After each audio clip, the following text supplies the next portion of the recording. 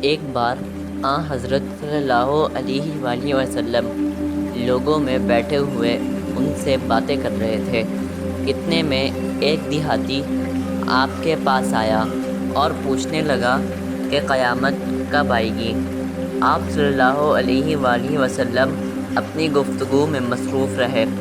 بعض لوگ جو مجلس میں تھے کہنے لگے، آپ صلی اللہ علیہ وآلہ وسلم نے دیہاتی کی بات سنی لیکن پسند نہیں کی، اور بعض کہنے لگے کہ نہیں، بلکہ آپ نے اس کی بات سنی ہی نہیں۔ جب آپ اپنی باتیں پوری کر چکے تو میں سمجھتا ہوں کہ آپ صلی اللہ علیہ وآلہ وسلم نے یوں فرمایا، وہ قیامت کے بارے میں پوچھنے والا کہاں گیا؟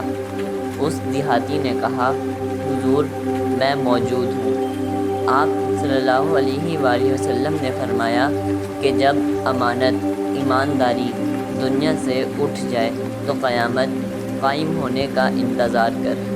اس نے کہا، ایمانداری اٹھنے کا کیا مطلب ہے؟ آپ صلی اللہ علیہ وآلہ وسلم نے فرمایا کہ جب حکومت کے کاروبار نالائق لوگوں کو سونپ دیے جائیں تو قیامت کا انتظار